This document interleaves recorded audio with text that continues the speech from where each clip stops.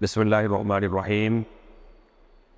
إن الحمد لله نحمده ونستعينه ونستغفره ونعوذ بالله من شرور أنفسنا ومن سيئات أعمالنا.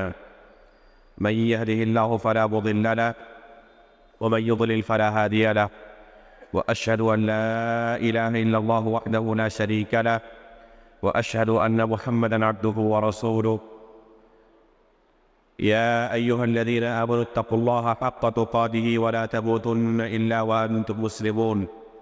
يا أيها الناس اتقوا ربكم الذي خلقكم من نفس واحدة وخلق منها زوجها وبث منهما رجالا كثيرا ونساء، واتقوا الله الذي تساءلون به والأرحام إن الله كان عليكم رقيبا. يا أيها الذين آمنوا اتقوا الله وقولوا قولا سديدا يصلح لكم أعمالكم ويغفر لكم ذنوبكم، ومن يطع الله ورسوله فقد فاز فوزا عظيما. أما بعد، فإن أصدق الحديث كتاب الله، وأحسن الهدي هدي محمد صلى الله عليه وسلم، وشر الأمور محدثاتها، وكل محدثة بدعة، وكل بدعة ضلالة، وكل ضلالة في النار. محترم و مکرم حاضرین مجلس، بزرگوں، دوستوں، اسلامی بھائیوں اور پردہ نشین ماؤں بہنوں، ابھی جو آپ کے سامنے خطبہ پیش کیا گیا ہے اسے خطبۃ الحاجہ کہتے ہیں. نبی صلی اللہ علیہ وسلم جمعہ کے خطبے میں اور اسی طرح صحابہ کرام کے ساتھ عام مجلسوں میں مثلا کسی کا نکاح پڑھانا رہتا تو نکاح سے پہلے ایک خطبہ پڑھا کرتے تھے. یعنی نبی صلی اللہ علیہ وسلم نے اپنی زندگی میں صحابہ کرام کے سامنے اس خطبے کو بے شمار بار پڑھا ہے، انگنت پڑھا ہے. سینکڑوں بار صحابہ کرام کے سامنے نبی صلی اللہ علیہ وسلم نے اس خطبے کو دہرایا ہے. اللہ کے رسول صلی اللہ علیہ وسلم کی زبان عربی تھی، صحابہ اکرام کی زبان عربی تھی، عرب والے عربی زبان کو سمجھتے تھے. اس خطبے کو بار بار دہرانے کا مقصد کیا ہے؟ یقیناً اس کے پیچھے کوئی مقصد ہے. شریعت کے اندر بے شمار چیزیں ایسی ہیں جن کو اللہ رب العالمین نے ہماری زندگی میں بار بار دہرایا ہے، بار بار ان چیزوں کا تکرار ہوتا ہے. اس کے پیچھے خاص مقصد ہے. ہمیں وہی چیز بار بار یاد دہانی کی جا رہی ہے. ہمارے سامنے اللہ رب العالمین اس چیز کو دہرا رہے ہیں تاکہ ہم اس چیز سے غافل نہ ہو جائیں، اس کے بارے میں غور و فکر کریں. یہ مقصد ہے اس چیز کو بار بار دہرانے کا. یہ خطبہ جو کہ ابھی ہم نے پڑھی ہے اور آپ نے بھی اس سے پہلے بے شمار بار اسے سنا ہے. جمعہ کے خطبے میں ہر ہفتے آپ سنتے ہیں، جب بھی اس طرح کے دروس ہوتے ہیں جس خطبے کو آپ سنتے ہیں. اس خطبے کے اندر ایک لفظ میں نے ابھی کہا، نعوذ باللہ من شرور انفسنا. نعوذ باللہ من شرور انفسنا، اس کا کیا معنی ہے؟ اس کا معنی ہے کہ ہم اللہ رب العالمین کی پناہ مانگتے ہیں. کس چیز سے؟ اپنے نفس کے شر سے، اپنے نفس کی برائی سے. شرور یہ شر کی جمع ہے، شر یعنی برائی. تو ہم کہتے ہیں نعوذ باللہ من شرور انفسنا. انفس یہ نفس کی جمع ہے. ہم اپنے نفس کی برائی سے اللہ رب العالمین کی پناہ طلب کرتے ہیں. غور کریں کہ اس جملے کو نبی صلی اللہ علیہ وسلم کہتے تھے، صحابہ اکرام بار بار سنتے. آپ نے یہی تعلیم دی کہ ہر خطبے کے شروع میں یہ خطبہ پڑھا جائے. کسی درس کے شروع میں، جمعہ کے خطبے کے شروع میں، خطبہ نکاح میں، اس طرح عام دروس میں، عام مجلسوں میں اس کو دہرایا جائے. ہر وقت انسان اس طرح کی مجلس میں بیٹھے تو اللہ رب العالمین سے اپنے نفس کی برائیوں سے پناہ طلب کرے. اس کا کیا معنی ہے؟ نفس کی برائی کا کیا معنی ہے؟ آج کے درس کا یہی موضوع ہے. درس کا عنوان کیا ہے؟ آپ لوگ سن چکے ہوں گے، نفس پرستی اور اس کا علاج. نفس پرستی اور اس کا علاج. پرستی یہ پرستش سے آیا ہوا ہے. عبادت کرنا, پوجا کرنا, پرستش کرنا, تو اسی سے آیا ہوا ہے نفس پرستی, یعنی نفس کی عبادت کرنا, نفس کی پوجا کرنا. کیا حقیقت میں انسان نفس کی عبادت کرتا ہے؟ انسان دو حالت سے خالی نہیں.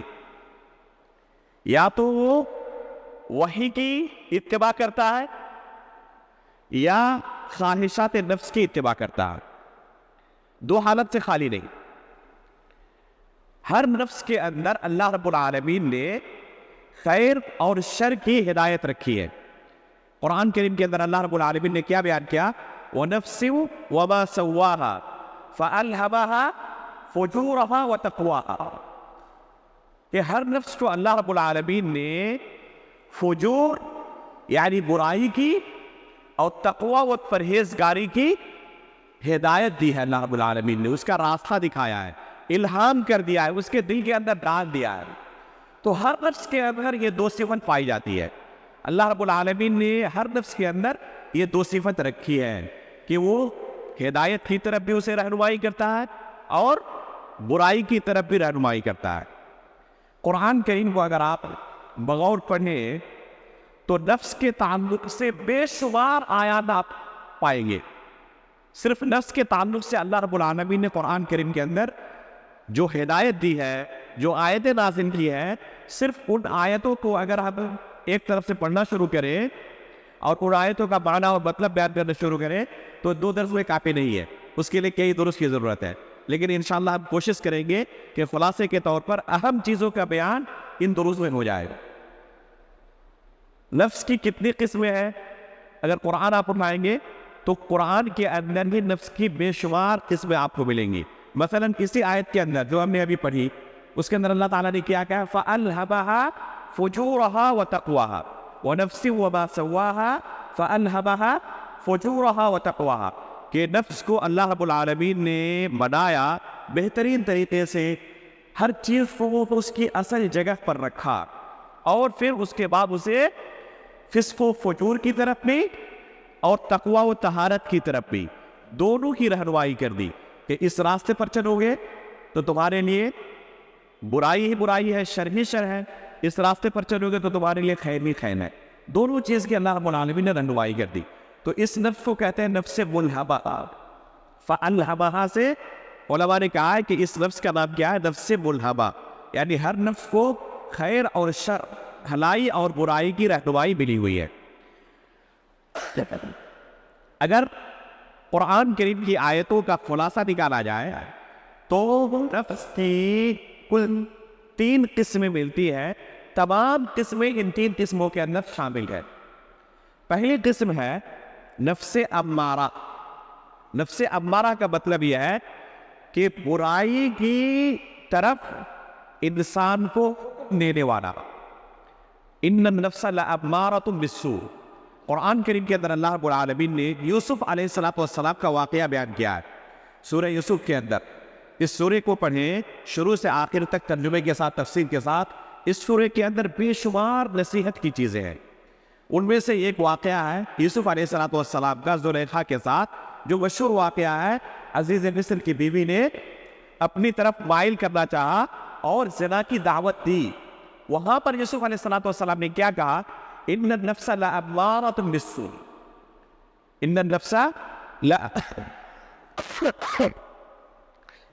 لامارۃ بالسوء الا ما رحم ربی ان ربی غفور رحیم. کہ نفس جو ہے یہ برائی کی طرف حکم دینے والا ہے. ہر شخص کے اندر اللہ رب العالمین نے یہی نفس رکھا ہے, چاہے وہ نبی کیوں نہ ہو جائے. ہر نفس کے اندر اللہ رب العالمین نے یہ صفت رکھی ہے کہ ہمیشہ اس کی کوشش ہوتی ہے انسان کو برائی کی طرف لے جائے. اس نفس کو کیا کہتے ہیں؟ نفس امارہ بالسوء. یہ پہلی قسم ہے. اس لیے انسان کو ہمیشہ اس قسم کے نفس سے جہاد کرنے کی ضرورت ہے.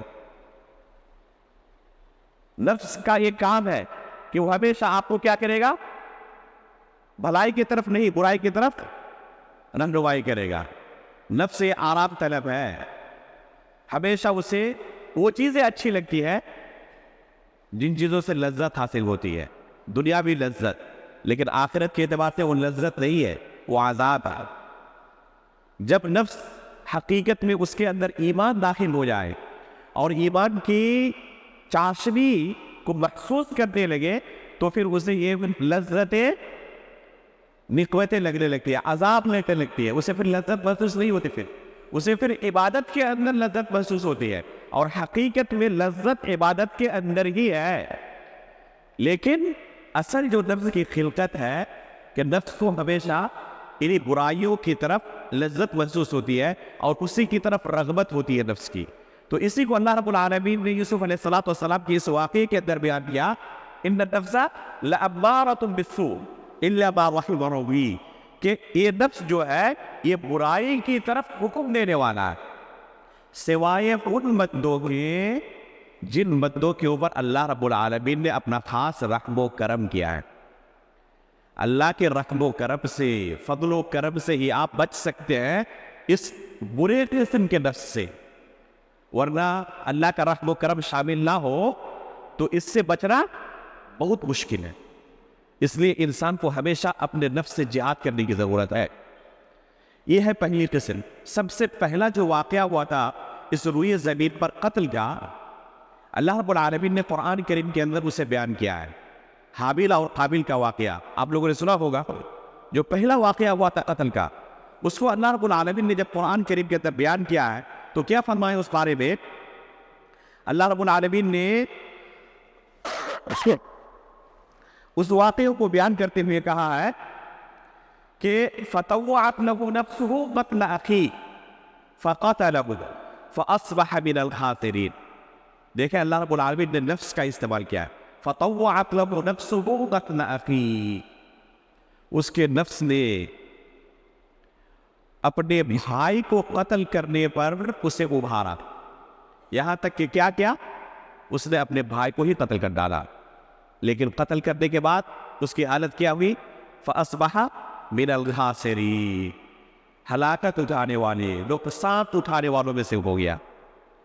تو یہی نفس کی کیفیت ہے کہ ہمیشہ برائی کی طرف وہ انسان کو حکم دیتا ہے، کھینچ کے لے جاتا ہے، یہاں تک کہ جب برائی کر ڈالتا ہے تو اس کی دو صفت ہوتی ہے. جب برائی کر ڈالتا ہے تو اس کی دو صفت ہوتی ہے. اگر وہ کافر رہا، ایمان کا ذرہ برابر دل میں کوئی حصہ نہیں ہے، تو پھر اس برائی کے بعد اسے افسوس نہیں ہوتا ہے، خوشی محسوس ہوتی ہے. ابھی چوری کیا ہے، چوری کرنے کے بعد افسوس نہیں ہوتا. قتل کیا ہے، زنا کیا ہے، شراب پیا ہے، جھوٹ بولا ہے، اپنے کسی مسلمان بھائی کا پیسہ مارا ہے، تجارت میں کسی کو چونا لگایا ہے، کسی کے ساتھ دھوکہ دھڑی کی ہے، اس کے بعد اسے افسوس نہیں ہو رہا ہے. اگر نفس اس درجے میں پہنچ گیا ہے تو بہت ہی زیادہ افسوسناک حالت ہے یہ. ایک تو نفس نے برائی کی طرف حکم دیا، کھینچ کے برائی کی طرف لے گیا، یہاں تک کہ برائی کر ڈالا، اس کے بعد بھی اگر اسے ندامت نہیں ہو رہی ہے، اسے افسوس نہیں ہو رہا ہے، اسے شرمندگی نہیں ہو رہی ہے، تو گویا کہ یہ نفس مر چکا ہے، انتہائی ادنا درجے تک پہنچ چکا ہے یہ. اور یہ بہت ہی افسوسناک حالت ہے. اللہ رب العالمین بچائے اس حالت سے. لیکن اکثر و بیشتر لوگوں کی حالت، خصوصاً جن کے دل میں ایمان ہے، ان کی کیفیت کیا ہوتی ہے؟ نفس ملامت کرتا ہے کہ تم نے غلط کیا، یہ کام تمہیں نہیں کرنا چاہیے تھا، مستقبل میں اس سے پرہیز کرنا چاہیے. گرچہ پھر وہ اس برائی کے اندر مبتلا ہو جائے گا، لیکن اس سے نفس کیا کرتا ہے؟ اسے ملامت کرتے رہتا ہے، اسے کچوڑتے رہتا ہے، اسے اطمینان نہیں ہوتا. اس نفس کو کیا کہتے ہیں؟ نفس لوامہ. یہ ہے دوسری قسم. پہلی قسم کیا ہے؟ نفس امارہ. اور دوسری قسم کیا ہے؟ نفس لوامہ.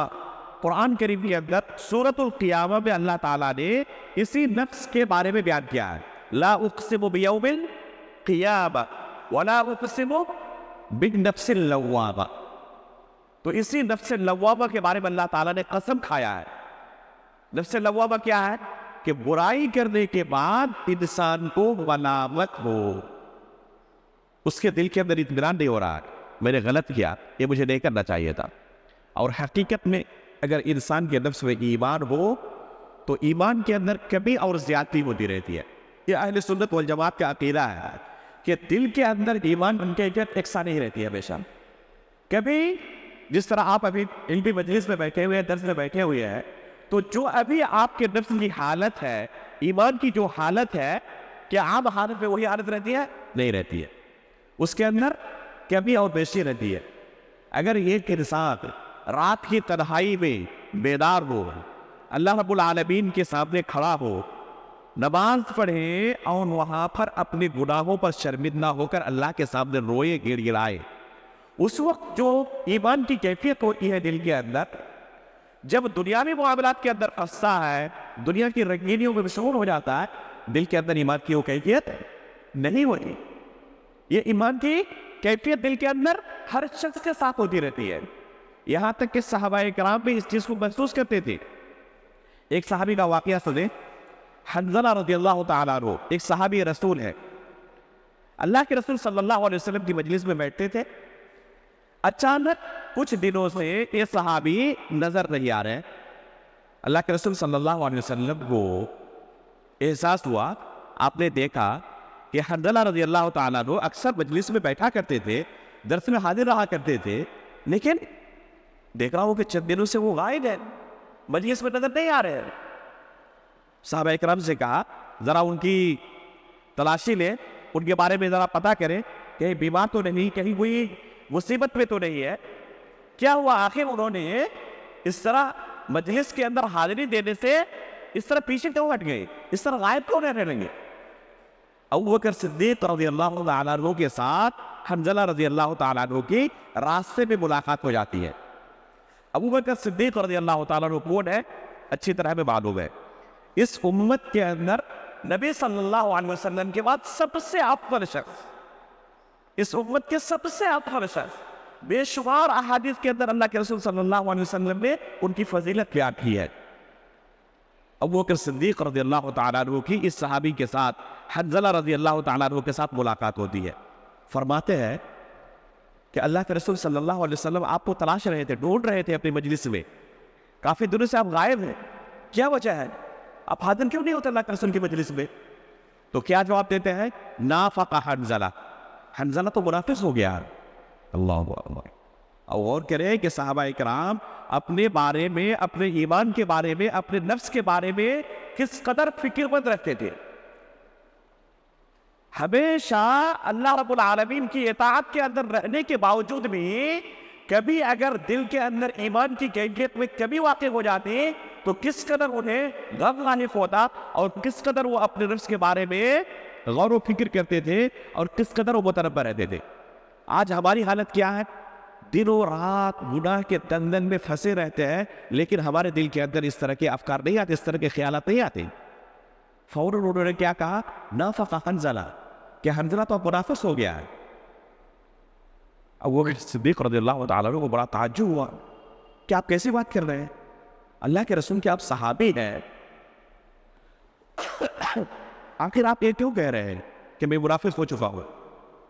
انہوں نے کہا کہ جب اللہ کے رسول کی مجلس میں ہوتا ہو، اللہ کے رسول جنت و جہنم کا تذکرہ کرتے ہیں، ایمان اور توحید کا تذکرہ کرتے ہیں، تو اس وقت جو دل کی کیفیت ہوتی ہے، نفس کی کیفیت ہوتی ہے، جب اپنے گھر میں آتا ہوں، بال بچوں کے ساتھ مشغول ہو جاتا ہوں، تجارت میں مشغول ہو جاتا ہوں، اپنی دنیا میں مشغول ہو جاتا ہوں، تو اس وقت تو دل کی کیفیت بالکل بدل جاتے ہیں. دل کی کیفیت وہ نہیں رہتی جو اللہ کے رسول کی مجلس میں ہمارے دل کی کیفیت اور نفس کی کیفیت رہتی ہے. تو یہ تو منافقت ہے. اگر وہ کیفیت ہماری باقی نہ رہی، اللہ کے رسول کی مجلس میں ایک طرح ہے اور جیسے مجلس سے نکلے دوسری طرح ہو گئے، تو یہ تو منافقت ہے. تو ابوبکر صدیق رضی اللہ تعالیٰ عنہ فرماتے ہیں کہ اگر یہ منافقت ہے تو میری حالت بھی وہی ہے، تو کہیں میں بھی تو منافق نہیں ہو گیا؟ اللہ اکبر. یہ امت کے اندر سب سے افضل شخص ہے، اور یہ ڈر ستا رہا ہے کہ کہیں میں تو منافق نہیں ہو گیا ہوں. فوراً اللہ کے رسول صلی اللہ علیہ وسلم کی مجلس میں حاضر ہوتے ہیں اور کہتے ہیں کہ اللہ کے رسول، حنظلہ رضی اللہ تعالیٰ عنہ اس وجہ سے آپ کی مجلس میں نہیں آتے کہ ان کو ڈر لگ رہا ہے کہیں میں منافق تو نہیں ہو گیا ہوں، اور جو ڈر انہیں لگ رہا ہے وہ ڈر تو مجھے بھی لگ رہا ہے، کہیں میں منافق تو نہیں ہو گیا ہوں۔ تو اللہ کے رسول صلی اللہ علیہ وسلم نے کیا کہا حنظلہ رضی اللہ تعالیٰ عنہ کو، کیا یہ حنظلہ، دل کی کیفیت، نفس کی کیفیت ہمیشہ ایک سا نہیں رہ سکتی، ایک طرح نہیں رہ سکتی، اس کے اندر کمی اور زیادتی ہوتی رہتی ہے۔ جس طرح میری مجلس کے اندر تمہارے نفس کی کیفیت ہوتی ہے، دل کی کیفیت ہوتی ہے، اگر گھر کے اندر جانے کے بعد اپنے بیوی کے ساتھ، اپنے بچوں کے ساتھ دنیا داری کے اندر مشغول ہو جانے کے بعد میں تمہارے نفس کی اتنی کیفیت رہے تو فرشتے تمہارے بستروں پر آ کر، تمہارے راستوں پر آ کر پھر مسافہ کریں گے، لیکن وَلَكِنْ سَاعَةً وَسَاعَةً يَا حَنظَلَہ، یہ ہمیشہ تمہاری کیفیت نہیں رہ سکتی نفس کی۔ بسا اوقات یہ کیفیت ہوگی کہ ایمان انتہائی زیادہ اعلیٰ درجے پر پہنچ جائے گا، آنکھوں سے زاروں قطار آنسو جاری ہو جائیں گے، اللہ رب العالمین کے عذاب کے خوف سے، اس کی جنت کی رغبت سے دن کی کیفیت بدل جائے گی، لیکن یہ کیفیت ہمیشہ برقرار نہیں رہ سکتی، اس کے اندر کمی اور زیادتی ہوتی رہتی ہے۔ تو یہ ہے نفس لوامہ، کہ نفس انسان کو حکم دیتے ہوئے برائی کے اندر گرفتار کر دیتی ہے، لیکن اگر ایمان اس کے اندر موجود ہے تو فوراً اسے ملامت کرتی ہے کہ تم نے اچھا نہیں کیا، پھر وہ اللہ رب العالمین کے سامنے توبہ کرتا ہے، استغفار کرتا ہے، آنسو بہاتا ہے۔ یہ دل کی کیفیت ہونی چاہیے۔ اگر یہ کیفیت موجود ہے تو قدر غنیمت ہے کہ نفس کے اندر ملامت ہو رہی ہے کہ ہم نے اچھا نہیں کیا گناہ کر کے۔ اگر یہ کیفیت ہے تو اس کو کیا کہتے ہیں؟ نفس لوامہ۔ اگر یہ کیفیت انسان کی بہت زیادہ ہو، توبہ و استغفار کرے، تو آہستہ آہستہ کیا ہوگا؟ وہ پھر نیکی کی طرف راغب ہوگا، اور جب یہ کیفیت نہیں رہے گی تو آہستہ آہستہ گناہ کرنا اس کے لیے آسان ہو جائے گا۔ پہلی بار کسی گناہ کو کرنا بڑا مشکل ہوتا ہے، پہلی بار کسی گناہ کو کرنا بڑا مشکل ہوتا ہے۔ جھوٹ بولنا، جس نے کبھی جھوٹ نہیں بولا ہے، اگر کبھی مجبور بھی ہو جائے تو اس کے چہرے کا رنگ بدل جاتا ہے، لوگ چہرہ دیکھتے ہی فوراً پکڑ لیتے ہیں کہ نہیں یہ جھوٹ بول رہا ہے، سچ نہیں بول رہا، اس لیے کہ کبھی اس نے جھوٹ بولا ہی نہیں، اب زبردستی کوشش کر رہا ہے جھوٹ بولنے کی تو نہیں اسے ادا ہو رہا ہے۔ لیکن جب جھوٹ بولتے بولتے عادت ہو جاتی ہے تو ایسی ایکٹنگ کرتا ہے کہ خود اسے کبھی شبہ ہونے لگتا ہے کہ میں سچ تو نہیں بول رہا ہوں، خود اسے شبہ ہونے لگتا ہے۔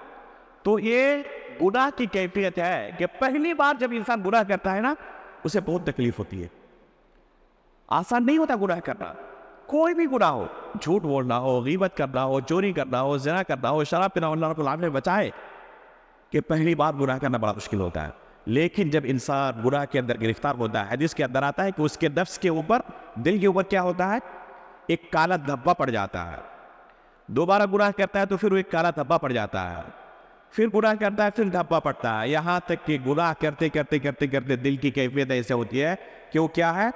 پورا کا پورا سیاہ ہو جاتا ہے، کالا ہو جاتا ہے۔ اس وقت پھر بڑے سے بڑے گناہ کو کرنے کے بعد بھی اسے ایسا محسوس ہوتا ہے جیسے کسی کے ناک میں کوئی مکھی بیٹھ جائے اور اس طرح اس مکھی کو ہٹا دے، وہ ایسا ہی لگتا ہے، وہ ہے کہ اپنے ناک سے اس نے ایک مکھی ہٹا دی، بس اس سے زیادہ کوئی نہیں۔ لیکن جب پہلی بار گناہ کرتا ہے تو اسے ایسا لگتا ہے کہ میرے سر پر پہاڑ گر چکا ہے، یہ گناہ کی کیفیت ہے۔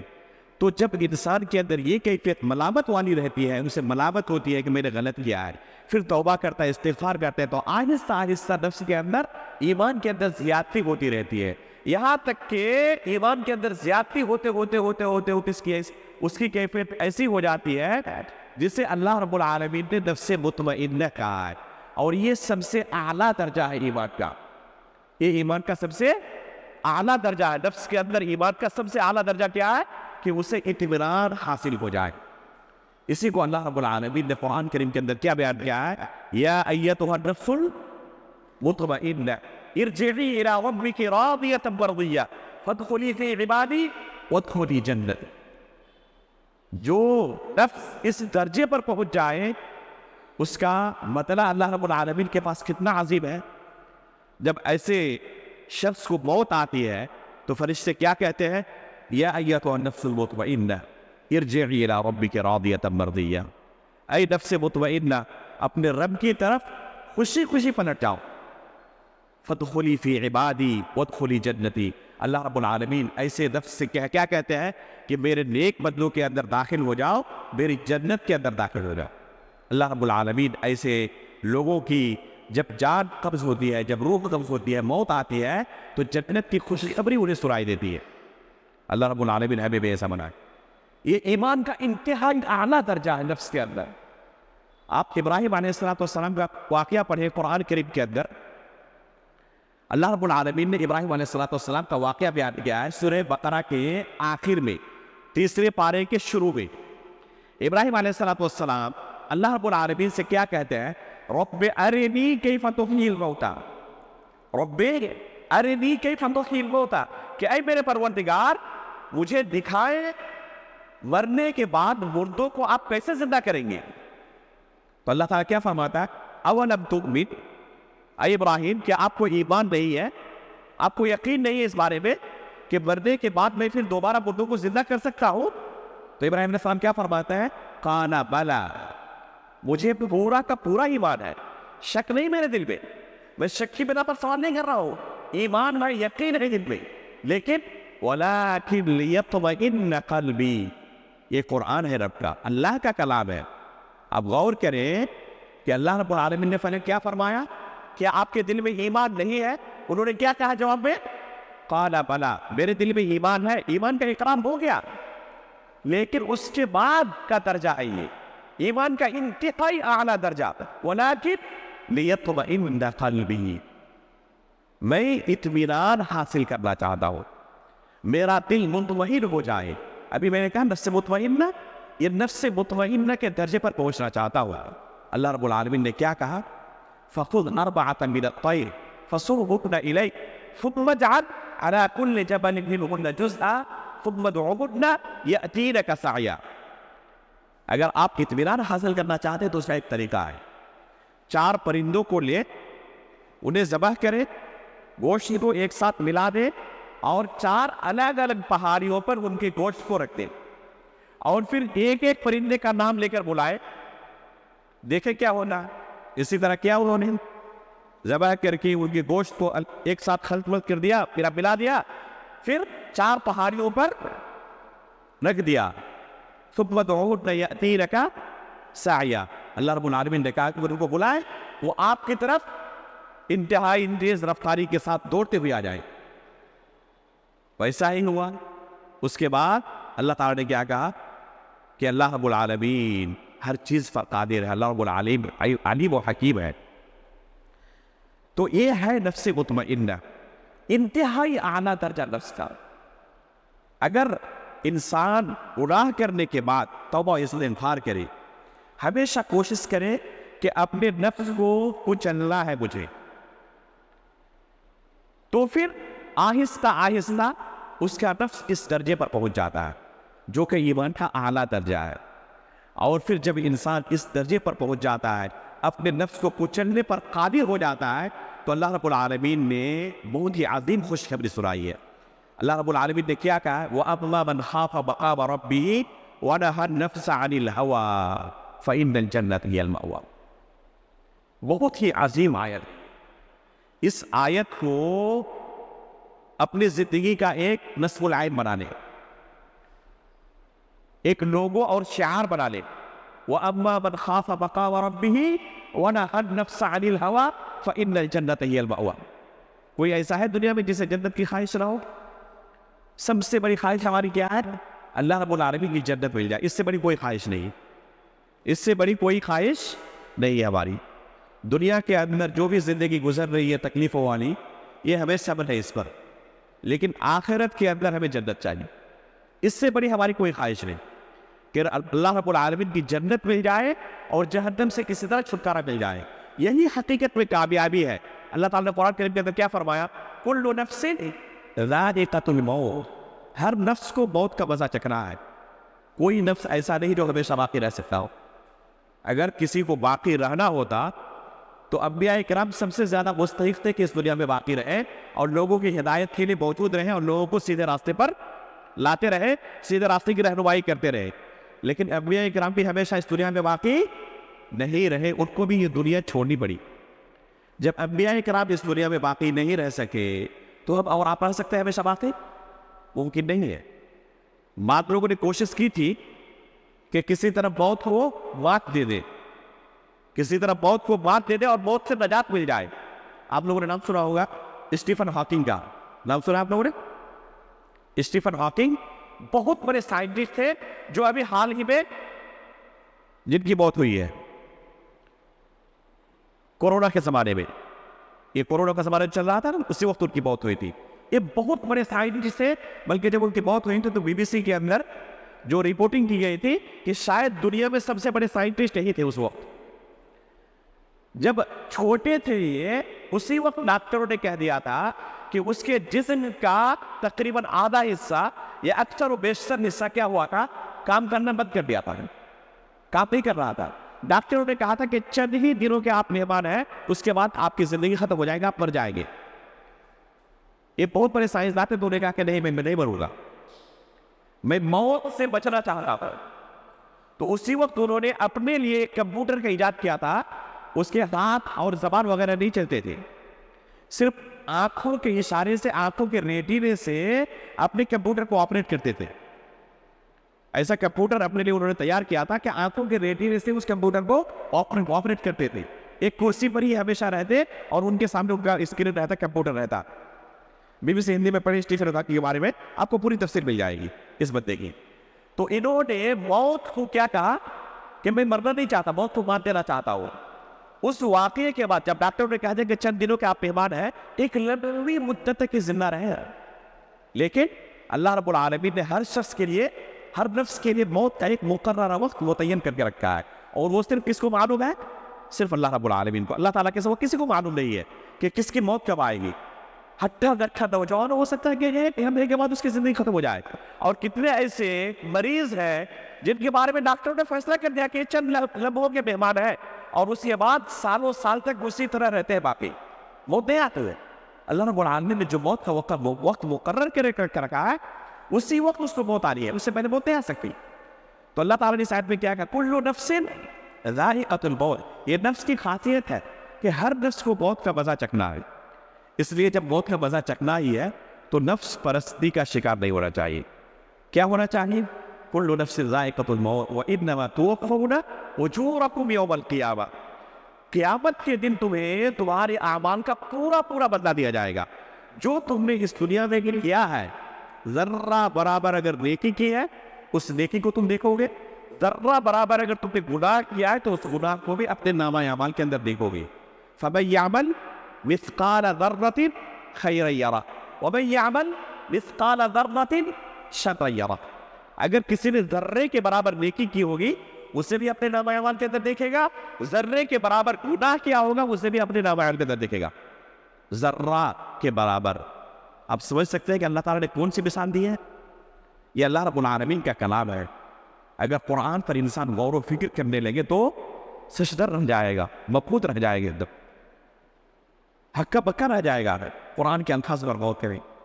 اللہ رب العالمین نے کیا مثال دی کہ ذرے کے برابر بھی اگر نیکی کی ہے آپ کی وہ نیکی برباد نہیں جائے گی, اور ذرے کے برابر بھی آپ نے گناہ کیا ہے تو یہ نہ سمجھے کہ اللہ رب العالمین کے عذاب سے آپ بچ جائیں گے. ہو سکتا ہے کہ کسی کو پتہ ہی نہ چلے. اگر ذرے کے برابر بھی گناہ کیا ہے تو اس گناہ کو بھی اپنے نامہ اعمال کے اندر دیکھیں گے ہم. ذرہ کسے کہتے ہیں؟ ذرہ انتہائی باریک ہوتا ہے, اتنا باریک کہ ان ننگی آنکھوں سے دیکھنا ممکن نہیں ہے. ایسے چھوٹے چھوٹے گرد و غبار ہوتے ہیں کہ ننگی آنکھوں سے وہ دیکھنا ممکن نہیں ہوتا. کب ممکن ہوتا ہے؟ سورج کی روشنی روم کے اندر آ رہی ہو, کہاں سے؟ دیوار کے اندر کوئی سوراخ ہو یا کھڑکی کھلی ہوئی ہو, اور وہاں سے تھوڑی سی روشنی سورج کی روم کے اندر کمرے کے اندر آ رہی ہو, تو وہاں پر آپ دیکھیں گے کہ جہاں سے روشنی آ رہی ہے وہاں پر چھوٹے چھوٹے گرد و غبار نظر آ رہے ہیں. حالانکہ وہ گرد و غبار پورے روم کے اندر ہے, صرف وہیں پر نہیں ہے, لیکن دوسری جگہوں پر نظر نہیں آ رہے ہیں. کہاں پر نظر آ رہا ہے؟ جہاں سے سورج کی روشنی روم کے اندر آ رہی ہے یا نہیں؟ اس کو کہتے ہیں ذرے. ننگی آنکھوں سے جتنا دیکھنا ممکن ہی نہ ہو. اگر اس کے برابر بھی کسی نے نیکی کی ہے تو اس کو بھی دیکھے گا, اتنا بھی کسی نے گناہ کیا تو اس کو بھی دیکھے گا. وَإِنَّمَا تُوَفَّوْنَ أُجُورَكُمْ يَوْمَ الْقِيَامَةِ. قیامت کے دن تو پورا بدلہ پاؤ گے, تمہیں پورا بدلہ دیا جائے گا جو کچھ تم نے اس دنیا میں کمایا ہے. اس کے بعد آخر میں اللہ تعالیٰ نے کیا کہا, فَمَنْ زُحْزِحَ عَنِ النَّارِ وَأُدْخِلَ الْجَنَّةَ فَقَدْ فَازَ وَمَا الْحَيَاةُ الدُّنْيَا إِلَّا مَتَاعُ الْغُرُورِ. اللہ اکبر.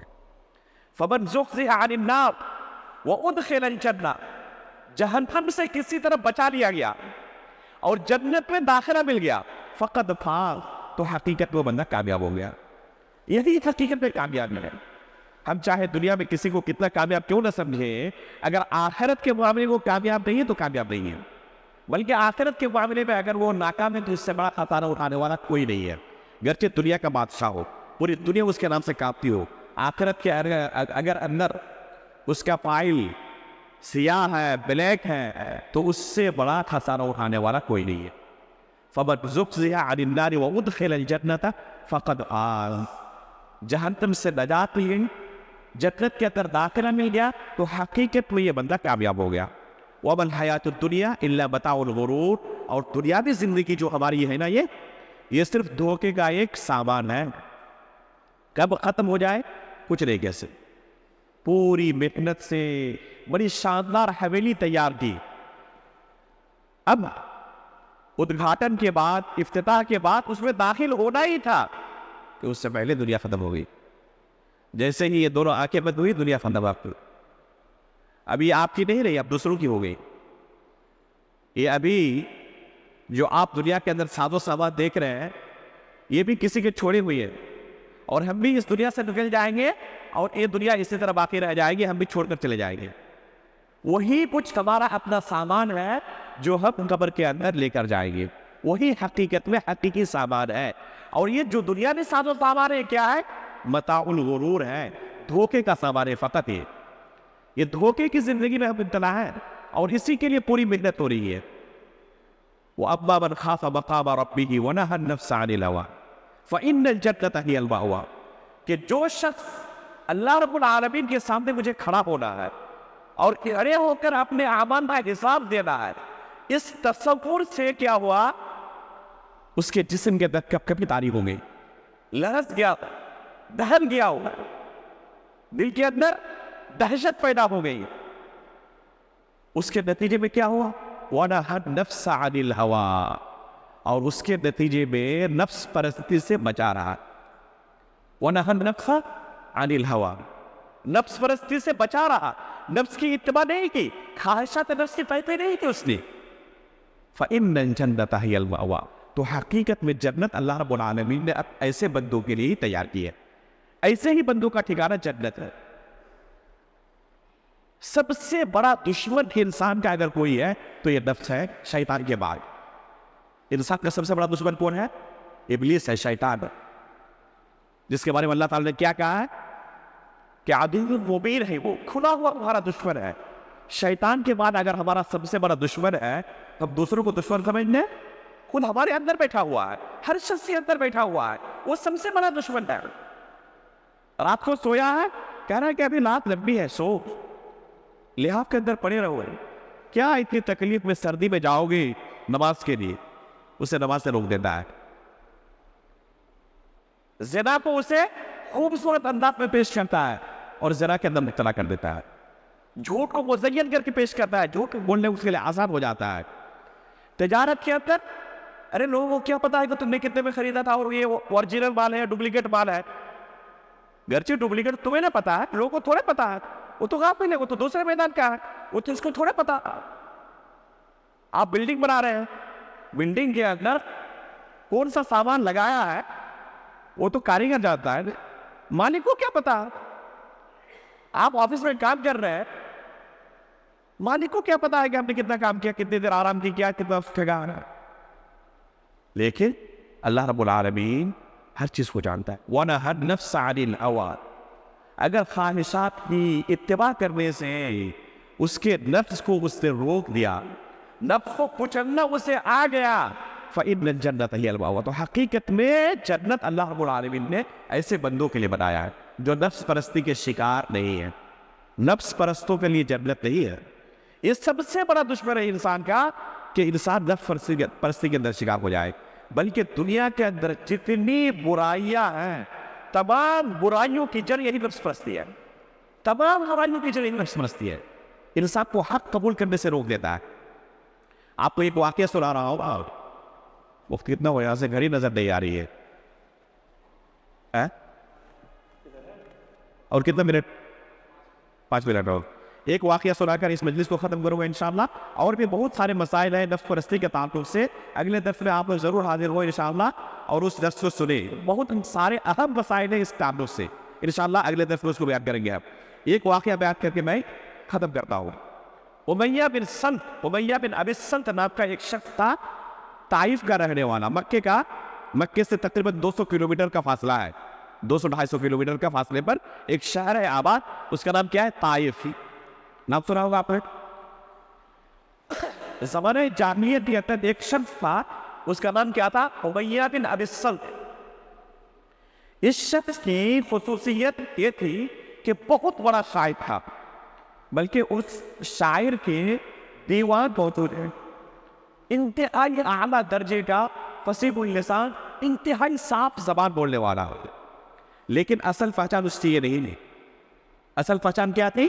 اصل پہچان یہ تھی کہ یہ بندہ زمانہ جاہلیت میں بھی بت پرستی سے دور تھا، کبھی کسی بت کے سامنے اس نے سجدہ نہیں کیا، بلکہ لوگوں کو روکتا تھا بت پرستی سے، لوگوں کو منع کرتا تھا کہ کیا یہ بتوں کی عبادت کرتے ہو گئے، خیر کے کاموں کا حکم دیتا تھا، نیکی کے راستے پر لوگوں کو لاتا تھا، واعظ و نصیحتیں لوگوں کو کیا کرتا تھا، جنت اور جہنم کی باتیں کیا کرتا تھا۔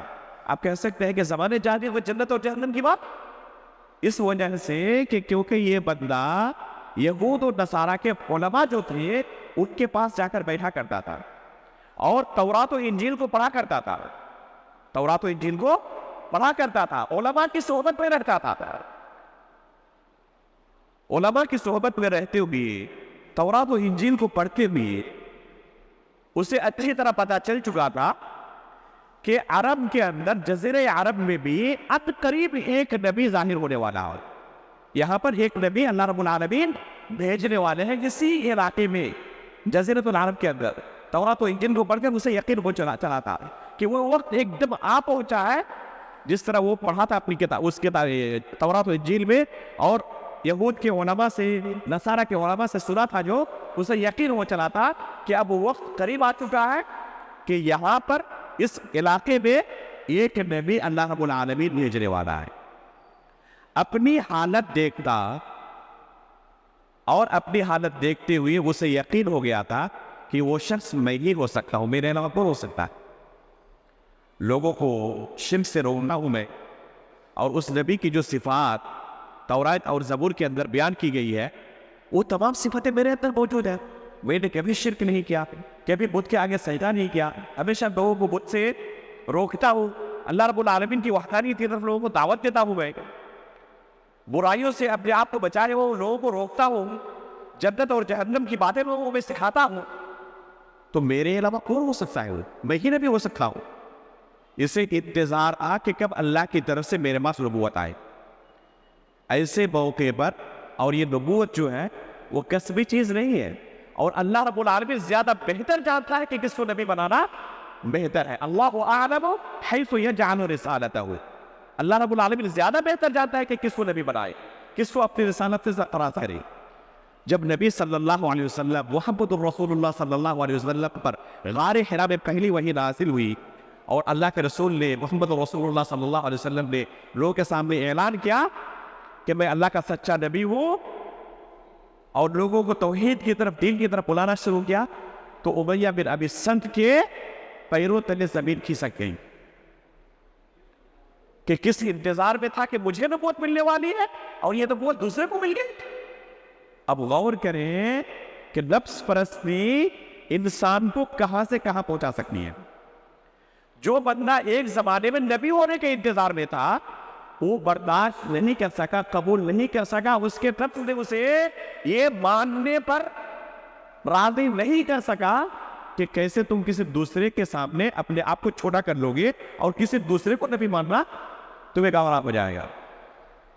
چنانچہ نفس پرستی نے اسے کہیں کا نہیں چھوڑا، یہاں تک کہ اللہ کے رسول صلی اللہ علیہ وسلم کا اچھی طرح جاننے کے باوجود یہ سچے رسول ہیں، جو کچھ پڑھا ہوا تھا توریت اور زبور کے اندر تمام چیزیں اللہ کے رسول کے اندر موجود ہے، اس کے باوجود بھی کبھی بھی اسلام قبول نہیں کر سکا۔ لیکن جو اشعار اس نے کہے تھے، صحیح بخاری کی روایت ہے اور بھی کتب حدیث کے اندر آیا ہوا ہے کہ جو اشعار اس کے ملتے ہیں، اسلم شعرہ وکفر قلبہ، کہ اس کا جو شعر تھا، اس کی جو شاعری تھی، وہ تو مسلمان ہو گیا لیکن اس کا دل ہمیشہ کافر ہی رہا۔